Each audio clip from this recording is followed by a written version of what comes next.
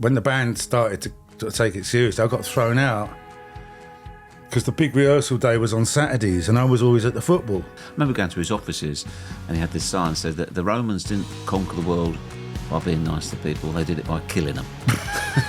That's about sums him up. I did feel like Bobby Moore as I'm leading the band onto the stage thinking, you know, I mean, you've got to show that you're not scared of this yet. None of the bars in Milan were showing it because it was 2 England teams and they went, you can off. Not showing 2 England teams. So what did you do? So I ended up in a Chinese restaurant. I saw a little black and white TV and I had to eat this dreadful Chinese meal with this American family next to me are going, is this important to you? I says, are you in the 4th quarter yet? And all that, so please just leave me alone. It got to penalties. Then John Terry goes arse over tit and it's like, yes, it is important to me. Shut up. Suggs, so good to see you. Thanks a lot for coming to see us as well. And you are appropriately wearing blue. Yeah. Because we're going to talk about the second great love of your life after your incredible music career, which of course is Chelsea. For good or for worse, yeah. Yeah, at times through thin and thin, is that fair to say? It certainly is, mate. It certainly is. Yeah, my wife dug out a T-shirt out of the airing cupboard a little while ago and it was "We're back." I was going, which time? I mean, it was twice to be perfectly fair, but yeah, I lived in Fulham for a little while as a kid. Although I'm known as a North Londoner, I moved to North London when I was 8. But I'd already started supporting Chelsea, and you can't change. You know, all my mates were Arsenal, and I just couldn't get the second or third syllable. Just got to us. Like the keys from Father Ted. Because you spent, I think it was Camden you were in. Yeah. So you could have chosen pretty much most London clubs, certainly North London clubs. Yeah. Why Chelsea? Well, just that, I just lived for a brief period in Fulham, and this was the late 60s, 1970. So you got your Terry Venables, your George Grahams, all of them playing for Chelsea, of course. And then it moves on to the Cup in 1970 against Leeds, you know, still a game that everyone in this country remembers. And, of course, the only time we had a replay. And then it was that, when it was like the tough Northerners versus the Southern, you know, whatever. Not so tough. And, of course, they were kicking each other. Didn't they they got a referee to re-referee that replay. 5 red cards. It's 7 red cards, I think. But, and that was such a team that I could still relay today, and indeed the Leeds team, you know, so iconic, those characters, the 5 H's, Hudson, Hinton, Hudson Harris. But, and then I was stuck, and we moved to North London. As you say, I had the choice then, but it was just too late. So I was a Chelsea fan, and then it's over. What was it that you liked about Chelsea? Was it? I mean, they were the King's Road. They were stylish. Was that almost like the artist, the performer in you? Was it attracted by that? Well, that's very interesting. That's very true, because you did have those slightly, you know, lesser looked at, you know, Charlie Cooks, your Alan Hudsons, and it was that period where those kind of players weren't really in the firm. You know, I remember, who was it? Alan Hudson, I think, played twice for England, and then it was the fella from QPR. What's his name? Stan Bowles. No, not Stan Bowles. Jerry Francis. Jerry Francis. It was just another workman, really. I'm not nothing against Jerry Francis, but it wasn't Stan Bowles and it wasn't Alan Hudson. But that's what England preferred. They preferred hard-working people who played the game rather than mavericks, and Lesaux being another one. So many over the years. But it was just a great team, you know, and obviously with Harris, Hudson, and Osgood, Peter Bonetti, the Cat, you know, all of them were sort of like iconic figures somehow. I mean, maybe it's because, you know, the innocence of youth, you see things much more romantically, you know what I mean? But I do believe half of them came from around that area, which is another thing that went over the years, you know, players coming from where they were brought up. It was a really good, I remember Alan Hudson, there was a Labour MP, God rest his soul, Tony Banks, who Alan Hudson had a book launch, and he'd come through a bit of bad luck over the years. And they had a book launch at Westminster.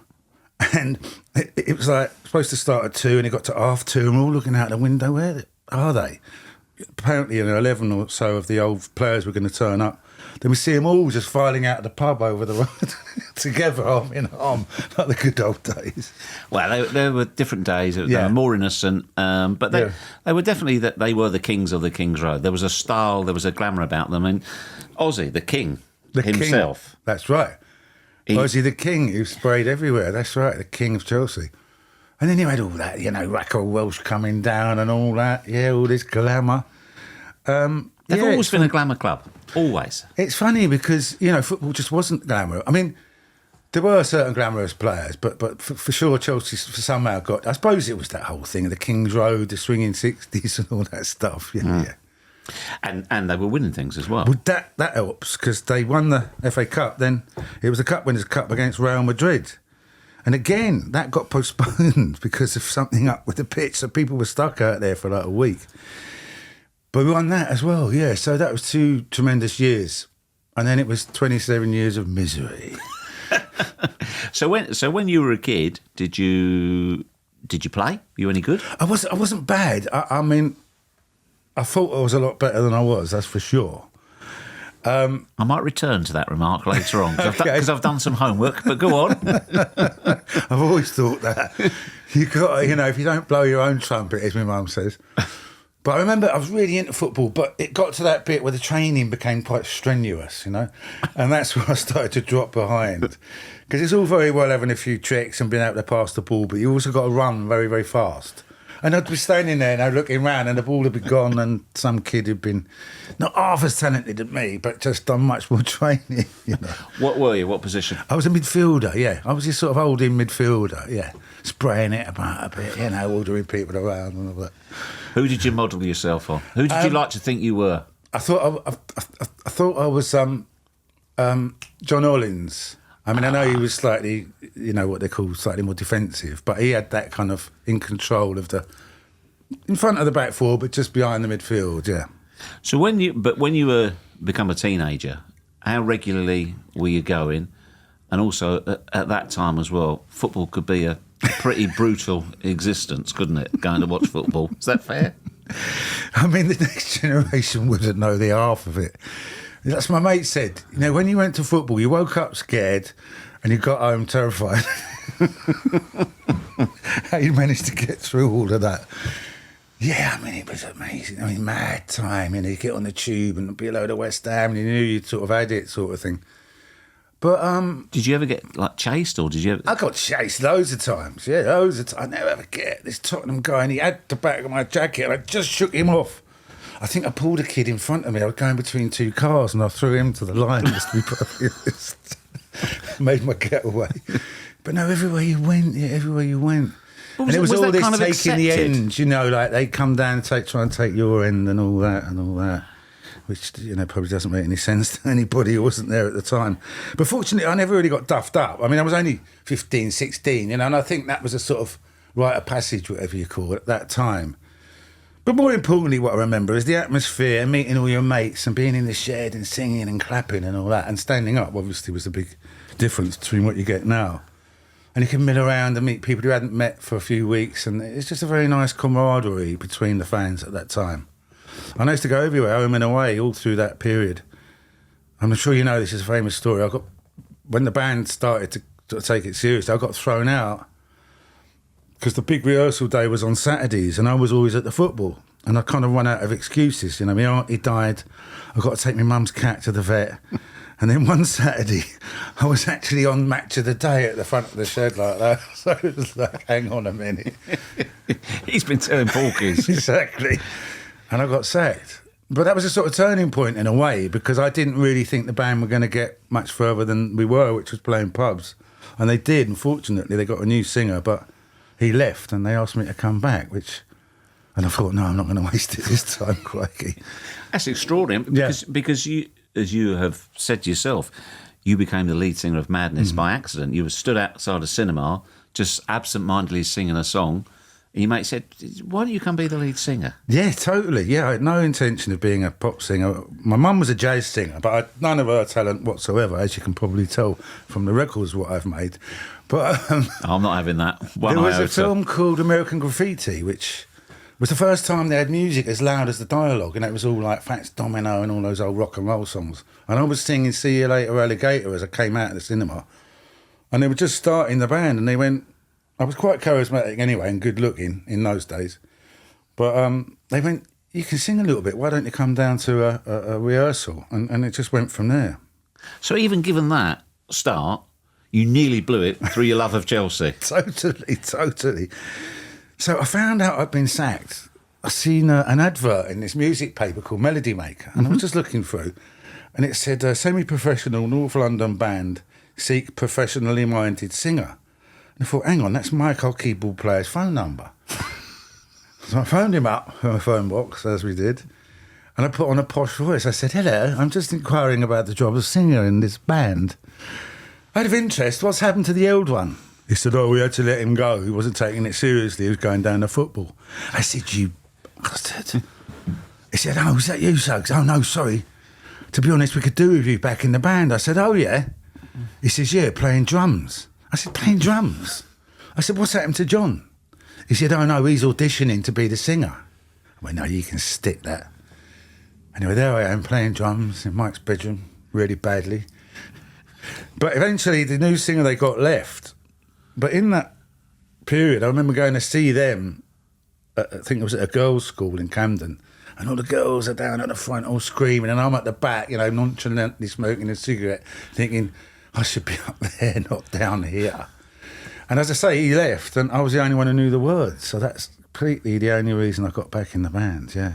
Brilliant. They had a few gigs, and it's like, oh, they've got to ask me back. So you're back in the band. Yeah. Sorry, first of all, were you a Shed End boy? Yes, I was, yeah. Yeah, left side. I just got a load of T-shirts made for my mates at Christmas, left side of the shed. Because there was this, the left side, the right side, the right side, the right side. When they the middle. And for some peculiar reason, we chose the left side. What were you wearing when you went to football? Oh, I suppose, when I started out, it was Oxford bags, wasn't it? And 3-star jumpers, sleeveless jumpers. Doc Martens? That came a little bit later, yeah. Then I started getting into this sort of proto suede-head, skinhead style with the Harringtons and all that, yeah. And that sort of caught on for a little while. When you're in the band then and you realise, actually, I can't blow this a second time, were you still able to go as often as possible? No, I wasn't, because we were working then, yeah. So once sort of 80, 81... we were on tour pretty much all the time, so I could only go very irregularly.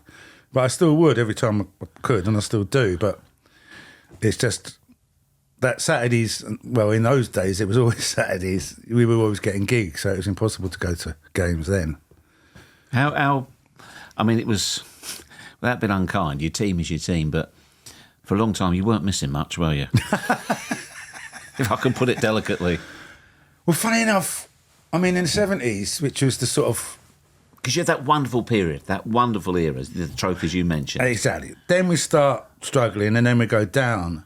But ironically, the going down bit, when I look back, was really good fun, because only be a few of us and you had to be really dedicated. You'd see the same faces on the old football specials, which were the trains that had been given up. They were in the elephants' graveyard. No windows, no lights, nothing. But going to all sorts of, Hull and Wigan and all these weird and wonderful places, it was really good fun. Then we got back up, which is great. I think being promoted is probably the best feeling you're ever going to have. And I do believe including winning the Champions League, which is tremendous. But, when your club's on a knife edge, we nearly went down to the 3rd division for a bit. Yeah. And then we came up again, and it was just tremendous. But yeah, we had some really rubbish times. Of course we did. Yeah, like I said, we nearly went down and, we were so poor, Ken Bates bought the club for £1. That's what we were worth at that point. Ken always says he overpaid. But that's typical Ken humour, isn't it? Yes. Again, we can... Actually, it's a good place. I don't think you could possibly... If you wrote it as a book and you described your 3 owners... going from Ken to Abramovich to the most recent owners. Yeah. Could you get more different people? Very true. What about Ken, right? What about Ken? So it was just the tail end of the hooligan thing, and it was all... And Ken went, I know what I'm going to do. I'm going to sort our lot out. So he bought a load of electrified fences from his farm, didn't he? And we was just thinking, he must be joking. Coventry in the pouring rain, and I started to see this sort of sizzling off the top of the fence. It's not joking. This is actually been electrified. I mean, talk about treating them like animals. But did you get to know Ken at all? a little bit, yeah.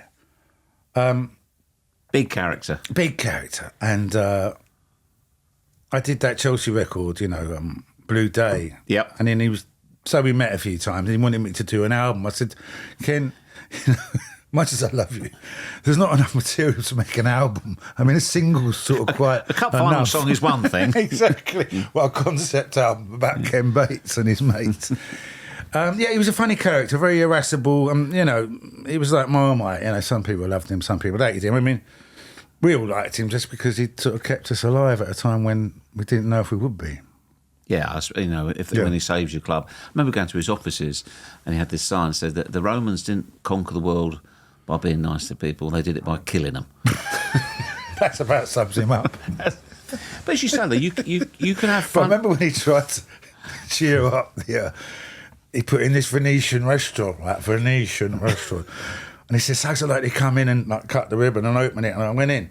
And my head just hit this plastic chandelier that was sort of like 4 foot from the floor. It's like he tried to do it out like a Venetian palace out of plastic chandeliers.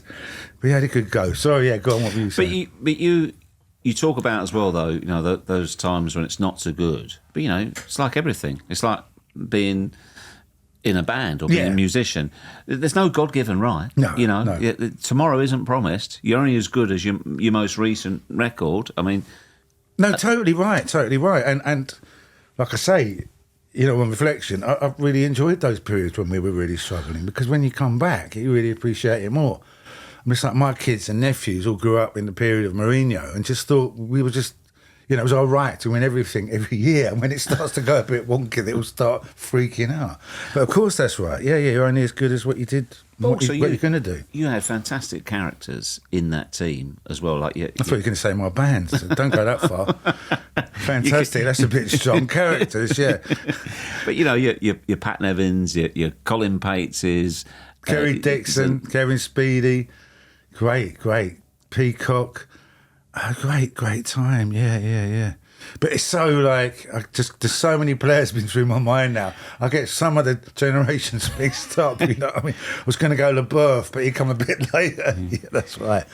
But no, Kerry Dixon and David Speedy, wasn't it? Yeah. That was a great combination. Because I remember then you had the combination at West Ham, Tony Cottee and McAvenny, was it? Yeah. And they were very, very similar. You had the short, really aggressive geezer and then the lanky centre forward. But they were a great combination. And Pat Nevin, he was a great player, really great player, yeah. From that era, who was your favourite player? I think Pat Nevin, yeah. I sort of got to know him as well. And funny enough, he was and still really is into music. So we used to talk a lot about that. Yeah, is he? Yeah. He loved it. Do you know what I like about Pat? There's many things I like about him. He's bright, firstly, isn't he? Yeah, that was a challenge for me. Not saying you're not. Don't you worry about that. But I love the story of how he went in to see Ken Bates, who, as you know, can be a fearsome person. And he said what he wants for his new contract. And Bates is a bit, oh, yeah, you can piss off. But Bates has got in his car outside, in his roller, and just gone. So Pat, who, was pretty straightforward, he's gone to the filing cabinet, he's looked through, he's found all the other players' contracts, found out what he should be getting. Batesy the next day says, go on then, right, what do you want? He said, that's what I want. And they're like, well, why should I pay you that? Because how do you know that? Because I looked in the filing cabinet. And Batesy's laughed so much. Yeah, he gave it to him. Brilliant. And he wasn't stupid, that's for sure. But even around that time, though, there were not just Chelsea at football, there was still a hooligan element, and also particularly a bad racism problem as well. How uncomfortable did you find all of that? That was terrible. Yeah, I mean, there's no denying it. It was at Chelsea. It was particularly bad. West Ham, those two teams. But that sort of early '80s, which that sort of time was when I wasn't really going anymore, which was great relief. Yeah, not to be around any of that, because I don't know, so stupid to say. But in the sort of mid-'70s, there was a sort of innocence to it somehow. It wasn't like that. vicious and malicious and racist, that's for sure. It was just like two sets of 16-year-olds to start kicking each other for a bit, and then it was all over. But yeah, it's true. You got some horrible stuff there during that period. Fortunately, I mean, funnily enough, it spilled into our band at gigs. We were getting some of that, you know. People still hiding at our gigs. It's a society thing, wasn't it? Yeah, it was. Suddenly, and they focused on football. Yeah, and you know, they picked on a disadvantaged kids, and yeah, it's just, I mean, but it was only for a year or so, but the NF were really on the rise, and all those marches and all that. It just became a sort of weird phenomenon that, fortunately, praise the Lord, this country has always, you know, been good at putting down, you know, and hopefully will do forevermore. When you, of course, Abramovich changed the game for everybody. As David Dean famously said, he's parked his tanks on our lawn and he's firing £50 notes at us, which was because he just brought a level of wealth. So, given what you've been through and home and away, when the other supporters, you know, call you plastic fans and you get those jibes, where were you when you were shit and all of that stuff? I was there. We used to go, I was there when we were shit. I was there when we were shit. Well, it was just like mind-blowing. I mean, it was something you'd never seen. I mean, Ken did a good job and he, you know, pulled us up by our bootstraps and all that. And suddenly you're into this stratosphere. But do you feel like you've earned your stripes? Because you were there when they were nothing like the club they are now. Yeah, I had no problem with it at all. You know, I had no problem with us getting a load of money and winning things. Yeah. I mean, and to say we had no SG, we did actually, and we've been around for a long time. We won a few things over the years, maybe not for some time. But it wasn't like we suddenly appeared from Mars. You know, we were a very old football team. We've survived a lot. So it was incredible. I mean, it was funny, I was talking to my mate the other day. When you look at managers, you know, I mean, the strange thing about Abramovich wasn't just that he chucked money at it, which he did. He was just so ruthless. I mean, the amount of times we had managers who came second in the league, got to the semi-final, it was gone. But he just kept winning things. You know, he had some astute touch, you know, got Midas touch, where he just made decisions that made us win things, you know, and that was what annoyed everyone on the planet. Well, it's the... And of course it's money, because he's got a way in. I mean, the amount of money he paid off managers would probably keep most clubs going for about 10 years. So most it was countries. To do with that, most countries. but of course, before Abramovich arrived, you're going, you're well known, the band has just gone gangbusters. It's a phenomenon everywhere. And then you get asked to do their cup final song. Yeah. Was there any part of you, although the record itself, was a huge success and got number 16 in the charts, yes, but was there any part of you that thought, yes, there was, very much. Tell us about that whole thing. Well, we got to the FA Cup, I forget the year now, was it 97? No, but the one before, I think it was 94. Yes. For the first time in 27 years, and we got absolutely mullered by Man United 4-0. That's right, Glenn Hoddle was the manager, wasn't it? Glenn Hoddle. Yes, that's right. Glenn Hoddle was the manager, and we were 3-0 down. He was player manager. He was player manager. We were 3-0 down, and I saw him start to get his tracksuit off, and I thought, right, that's it, I'm off. We've got absolutely no chance here. We're relying on a 38-year-old Glenn Hoddle to get us out of a 3-0. And I just went back and sat on the coach. But the point of that is that when it come to the 97 final, my record company said, I think there's a good notion of a song here for Chelsea, and I just thought, I'm not doing it if we're going to get humiliated again. Do you know what I mean? I'm the one who's going to be, they'll be singing it to me in the Arsenal pubs for the rest of my life if we get killed 4-0 again. And of course, good old Di Matteo bangs it in after 47 seconds and it's a huge deal of relief. But at the end of that game, they played my song, which was another highlight of my entire life. You know, people jumping on me and everyone's crying and singing. Then they played Blue Day. Then they played Blue is the Colour, of course, which is one of the greatest football songs far as I'm concerned, obviously for obvious reasons, but also as a song. And then they played my song again, and so it went on for like an hour. But it was a terrific moment in my life. What was the... I mean, there's been a lot of bad football records. Yeah. So did you sort of take it quite personally? I've got to write something decent here. I mean, I love the line, having memories, albeit from the 70s. It just encapsulated, we've gone through a fairly fallow period. That's right. Have a moan and have a drink. You know, they aren't the sort of words you normally get in these, up football songs. But the other abiding memory is, because you had your Zolas, Vialas, Di Matteas, Petrescu, and they didn't have a clue. What are you talking about? A football record? What is this? Because, of course, they're all hyper cool, aren't they? The idea of standing around singing on top of the pops, waving your arms around, was a total anathema to them. But the other funny thing I remember is that Dennis Wise was translating the lyrics, and you can bet they weren't the ones what I wrote. Well, funny enough, They're much more colourful. Let's put it blue. Indeed, is the colour. Funny enough, in doing my research, I mean, you might not believe I've done any. I would understand that. I phoned Wisey this morning, who was in Indonesia. I said, "What do you remember of that day?" I said, because when you look at the video, Dennis looks about 12. Well, that's it, isn't it? Well, it was a while ago now, mate. Yeah. And he said two things. He said, I remember.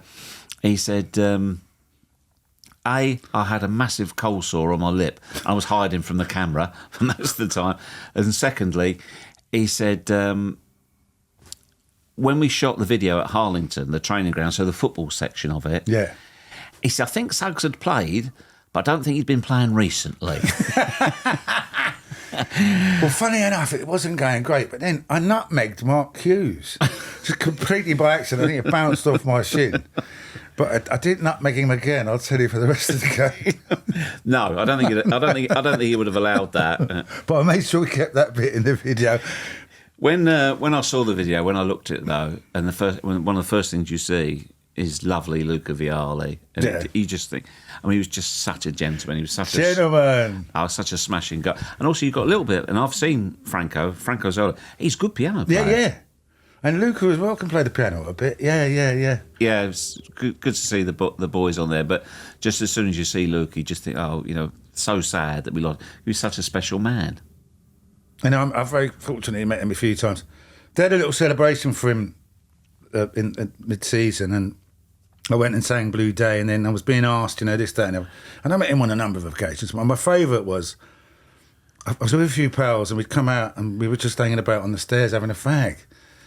And Luca came out in the half time, and his kid having a fag on the stairs with the lads. Great man, great man. And, it's the spirit, and you don't always get. You get great players, you get but to have both. And Zola was the same. Really charming person and kind, funny, and extremely skillful. That was the other thing. Oh, fabulous player. I mean, my barber used to say, he was a Sardinian, and he says, your team, Chelsea, they don't need no floodlights. He said, just bring Zola on. I mean, Gianfranco Zola was bought by Napoli to replace Maradona. That's right. And he studied under Maradona, didn't he? Yeah. All those free kicks and all that. Yeah. Fantastic player.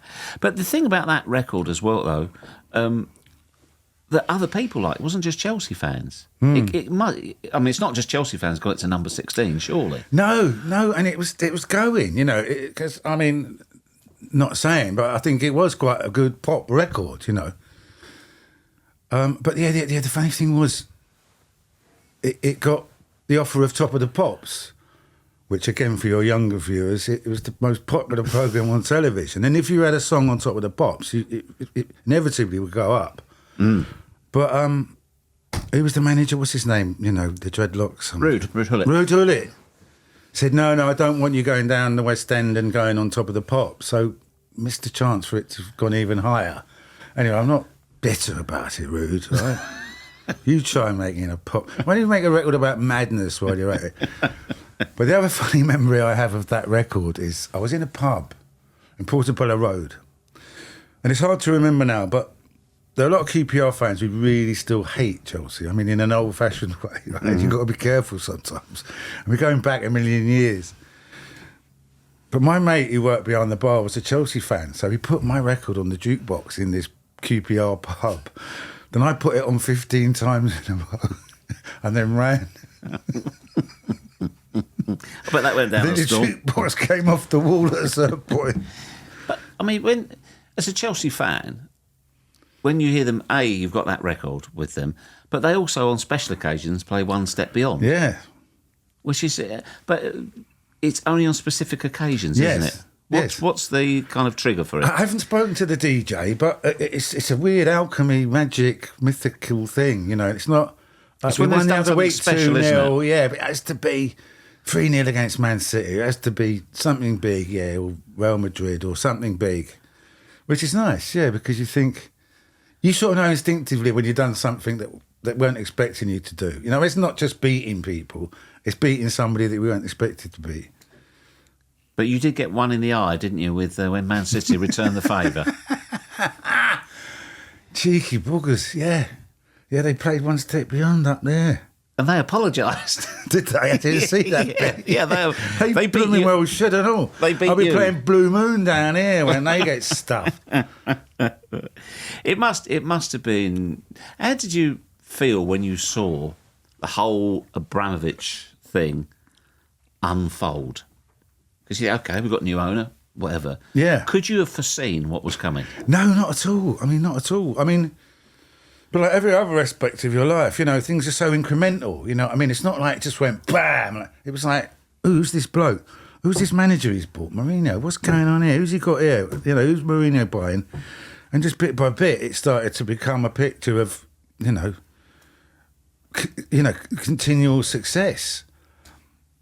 But I couldn't really unravel any of it. It was just happening before our eyes. You know, so what's happening? We're actually third in the league. What's going on? We can actually win the league. You're joking. But I mean, also that, you know, when you think of John Terry, you know, Lampard, and then eventually when Drogba comes on, well, we had a lot of great players before that, you know, Johnson and so many great players went through the ranks at that time. But then Czech, Terry, Lampard and Drogba, and then we were like just unbeatable, really. Oh, you're a machine. Yeah. What did you make of Mourinho the first time you set eyes on him and his I think he was brilliant. He was brilliant. That first time we won the league, he was brilliant, funny, charming, you know, sparkly, and very good, you know, very, very good. Second season, started to get a bit 1-0 to the Chelsea, you know, and a bit... And it's terrible, isn't it, to be moaning about it, but the football started to get more and more prosaic, which I think means boring in sort of French. And we were just at Wembley. It was like I was getting exhausted, getting that bus to flipping Wembley every 5 minutes. Like, Wembley, not again. But yeah, it was just a great time, you know, to win the league back to back. You know, now we have got some history, you know, some proper history that no one can take away from us. And it just did feel like he was getting a bit fed up, and I don't know why, but it would seem the case, wouldn't it? And then he hasn't seemed to sort of fully find his feet since, really. I mean, he did do a bit of Inter, yeah, of course he did, And Real Madrid as well. Apart from that, what else did he do for us? I think the thing as well was the whole thing about that Chelsea era was because it was new, because they just blew everybody out of the water. They couldn't have had a kind of straightforward run-of-the-mill manager. Yeah. He arrived and he kicked the door down. He was charismatic, he was good-looking, he was cocky, and he knew it. And then he just signed these players. And people like JT and Frank and Didier and Ida that you mentioned, they were men. Yeah, they were men, like Joey Cole, people... Leaders, yeah. And all stood on their own 2 feet. Well, Drogba eventually learned to stand on his own 2 feet. It took him a little while. Well, but he took that lesson on board. They said, you know, that's not no problem. No. And a lot of the players I've spoken to other teams said about that Chelsea team, if you wanted to take them on at football, they take you on at football. Yeah. If you want to have a fight, they'll have a fight. Exactly right. They were in it together. Yeah, there was a very great deal of togetherness. Yeah. And again, Mourinho, like you said, and he'd take on people like Ferguson. I mean, and Wenger. It was a bit unfair to Wenger, but he'd just take on all the big shots and give it all the old mind games just as they would. Yeah. 100%. 100%. From that era, favourite player? Zola, I think, really, just such a tremendous talent. I mean, and then the Abramovich era? The Abramovich era got to be Drogba, really, yeah. I mean, He terrified defenders. He terrified them. I had Arsenal fans going, "Oh no, please don't tell me he's on." Absolutely murdered them. And in that goal in the Champions League, you know what I mean? That's just unforgettable, yeah. Funny enough, I was in a bar in Spain because... I was going to say, where were you in the Champions League? Because, of course, it's not something you put in your diary, Champions League finals, you know what I mean? And the missus had booked an holiday in Spain. I was like, we got through to the final, I wish we hadn't. But I was in this bar, and who was it? Bayern Munich, wasn't it? Yes, Bayern Munich, because it was at their ground. We've beaten Barcelona, haven't we? Yeah, in the second leg. That's where JT got sent off. And this happened to be a Real Madrid bar. Oh. So they didn't mind Chelsea. Yeah, they were behind us, because if not, it could have gone the other way. So, but it was fantastic. Because previous to that, when we played Man United in the Champions League final, I was in Milan. That was the one in Moscow, wasn't it? One in Moscow. Yeah. And none of the bars in Milan were showing it because it was two England teams. And they went, you can off, not showing two England teams. So what did you do? So I ended up in a Chinese restaurant. I saw a little black and white TV and I had to eat this dreadful Chinese meal with this American family next to me going, is this important to you? I said, are you in the fourth quarter yet? And all that. I said, please just leave me alone. It got to penalties. Then John Terry goes arse over tit. And it's like, yes, it is important to me. Shut up. But twice I didn't make it to the actual event because, as I say, you just don't even pencil, do you? Champions League final must hold some tickets to, Yeah, you'd have to be a pretty confident fan, wouldn't you? Maybe if it's Madrid or Man City of late, maybe. Yeah, exactly. Maybe. We're not Chelsea at that point, but anyway. No, you great stuff. You weren't there. Yeah, no, fabulous years and fabulous times as well. But when you look at that success, even then, though, were you thinking, this can't last forever? Yeah. Yeah, of course. Like I said, my nephews and cousins and children think, and I said, it just ain't, it just ain't. And we've had a bit of a dip this season. I mean, the only other one, which is a bit of a thing, was my regret was that when we couldn't buy any new players and Frank was in charge of what was, I thought, a very good-looking young team. I mean, look at Hudson-Odoi at the minute. Look at all of them. Tam Abrams, Mason Mount, Billy Gilmore, James. It just looked to me like a nice little group of players that could have been developed. And I don't think any Chelsea fans would have minded if we'd ended up mid-table or whatever for a few seasons, if we were trying to build something from our academy. I mean, I know that's very romantic and probably unrealistic in the modern world. But, I'm not saying, but, the United in 82, everyone give them a chance. And then just you build this. I think the fact that because it was Frank. Loftus-Cheek, yeah. Because it was Frank and because of his standing, his stature at the club, that's why even Abramovich was moved to put a statement in the next programme saying that he's a club legend, he will always be welcome here, etc., etc. Yeah. I think that even they hesitated. Yeah. Because it's so cruel, and it's quite right. His reputation is not diminished. I mean, how can you be the all-time leading goal scorer of a club and you're a midfield player? Yes, of course. Unbelievable. No, of course. Frank's numbers are unbelievable. Well, I remember very clearly when we bought him, 11 million quid. 11 million quid for a second-rate West Ham midfielder. Little did we know.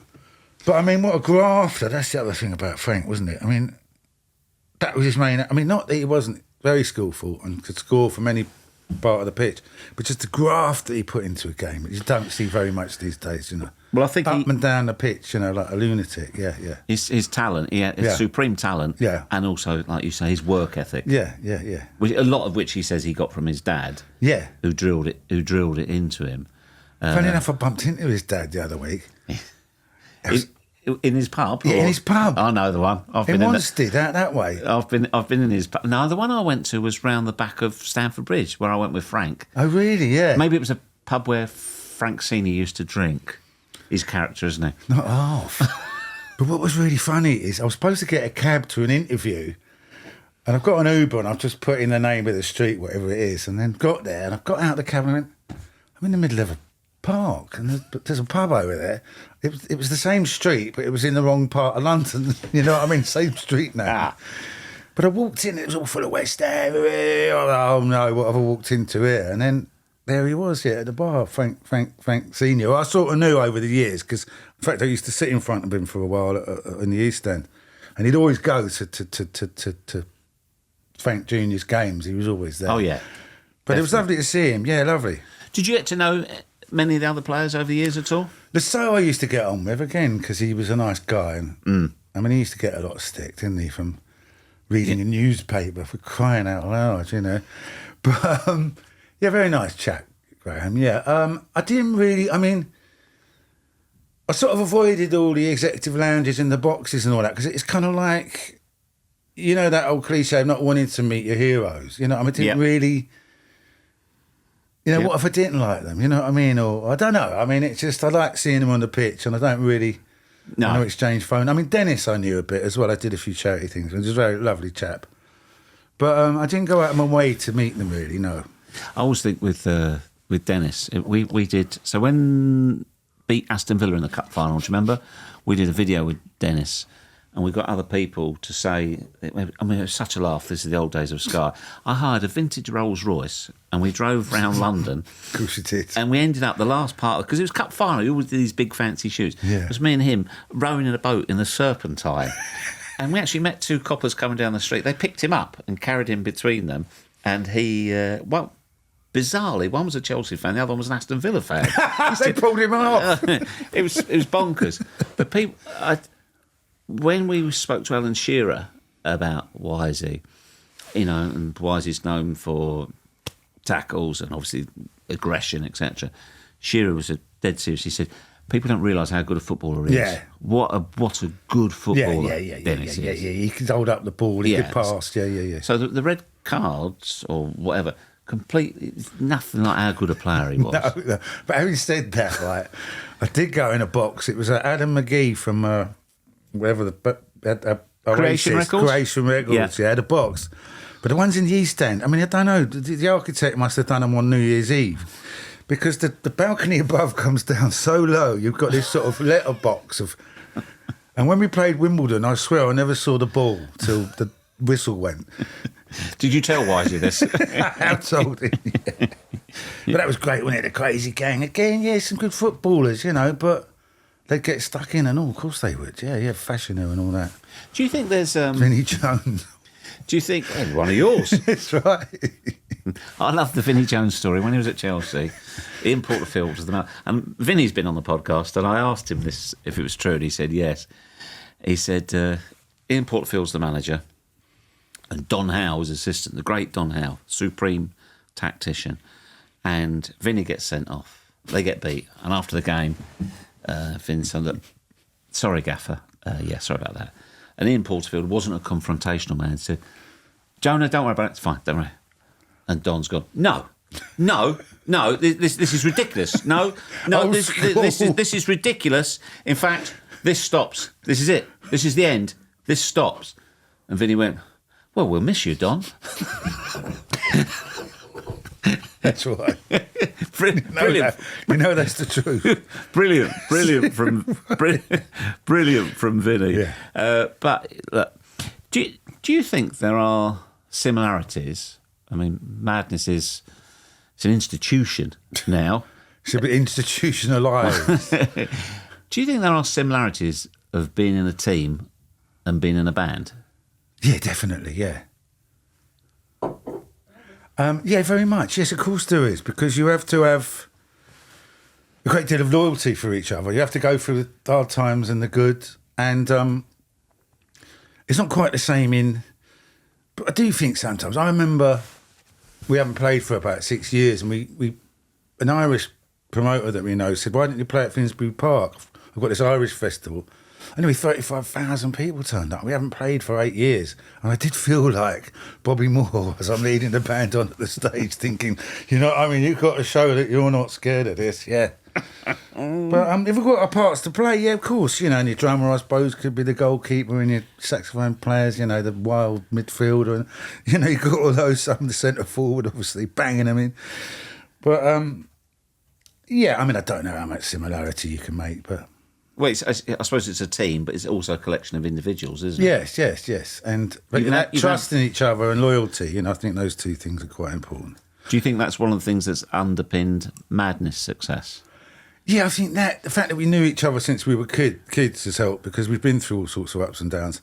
And then the other thing is tolerance, that you want to kill each other after time. And I think that might be similar with footballers. And sometimes they do and it flares up and you can't. But you just have to go, look, we're all going through a slightly stressful time and let's not kill each other literally. All right. How much are you enjoying your current success? Very much, The number one album. It's been brilliant, yeah. Big surprise to us, yeah. I was saying, funny enough, because our record company said it looked like it might be number one, but it just found out Taylor Swift's bringing out an album and Drake's bringing out an album. So we're just like a 3-horse race. But because selling hard copy, which is like vinyl or CDs, is much more important. It gets you 20,000 hits. I don't understand any of these words, right? If you do, please write a letter. But they set us up a stall in Camden Market in the last week selling albums. So, I talk about full circle. That is old school. Do you know what I mean? Oi, missus. You weren't actually knocking them out, were you? We were there, yeah. I said, this is full circle, me selling old tat down in Camden Market. Who would have thought it? But we just sold enough albums to get us over the line to be number one. So it's been great. And the other thing I think is that as you get older is, it's not, old age is not a great thing, but the good thing is you get to be a bit more reflective, and also I think you've got a bit more time. When we started out when I was young, I can't really remember much about that. It was such a blur of energy and adrenaline. And now when I'm on stage, I look and I see the crowd and I dig, the fact that they really like what we're doing. Instead of just seeing arms and legs and pork pie hats flying around and beer, I can actually appreciate the fact that we people like what we do. Well, it's fantastic. It certainly is. You're a staunch Chelsea fan, as you've always been, and as a band, you're heading nicely into extra time. I just say thank you very much for that one bottle of beer. So kind of you. We're low budget. Thanks, mate. Thanks, Suggs. Thank you very much indeed. Really, yeah.